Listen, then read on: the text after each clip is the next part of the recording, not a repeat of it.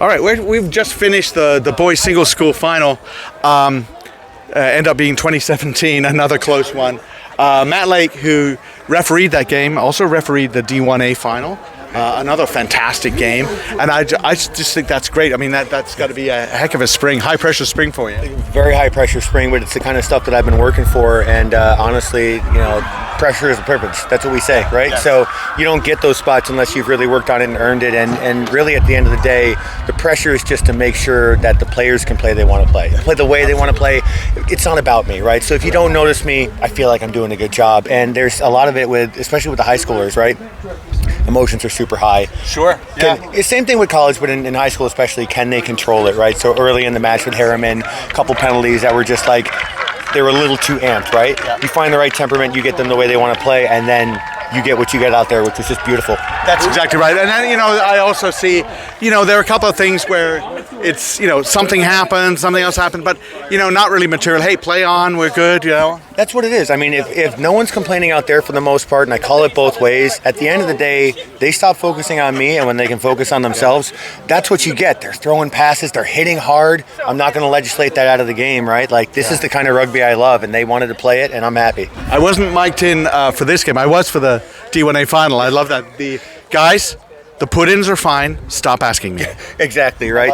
Yeah, the only one like that I had today was there was a scrum that got reset because the tight head's head didn't get in, and he was a little bit upset, and I'm like, guys, these things happen. Yeah. No big deal. And the flanker was like, thank you, sir. Yeah, exactly. It's just those... Hey, man. It happens, right? I'm a college counselor by trade. This is the type of work that I do, and I think it goes into the rugby aspect of things, too. For sure. Now, can you compare... what are the penalties you're running into? What are the things you have to worry about? The top level of high school rugby and the top level of college rugby? Yeah, I'd say with high school rugby because they just... it's funny. I was thinking about you during the game, oddly enough, because, you heard me after the first 20 minutes say, these guys are shot out of a cannon. Yes. Same thing happened here.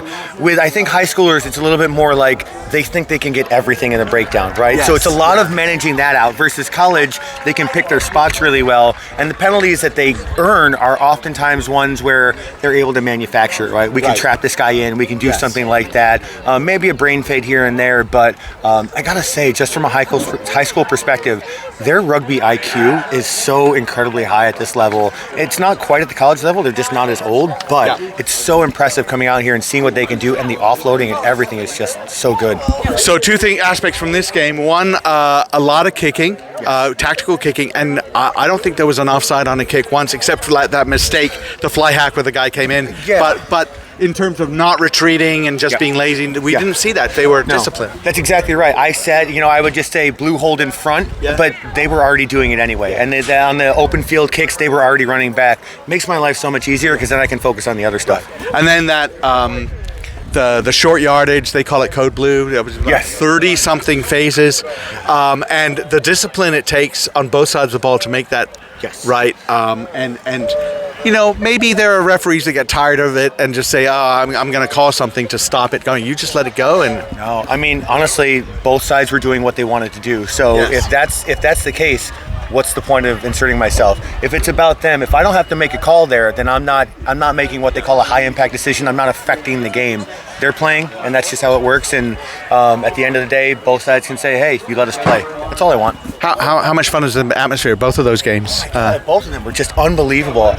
They were saying that this is the biggest crowd they've ever had for a final here. Yeah, and there were times when the high schoolers on St. Ignatius, they were just as loud as they could possibly be. And it's in my head. It's like I can't think for a moment. Over there on the fan side too, it's electric. So if you're around the area, and even if you're not, if you get a chance to come out. Yeah, these are the stars of the future. Absolutely, and I appreciate you doing this, and I'm glad that you saw this as a valuable assignment. You do the D1A final, and you're not slumming it with the high schoolers. No, this is great. No, like I said, this is the best of the best, right? So, and anytime they want me here, I'll be here. Thank you so much, man. Congratulations. Yep.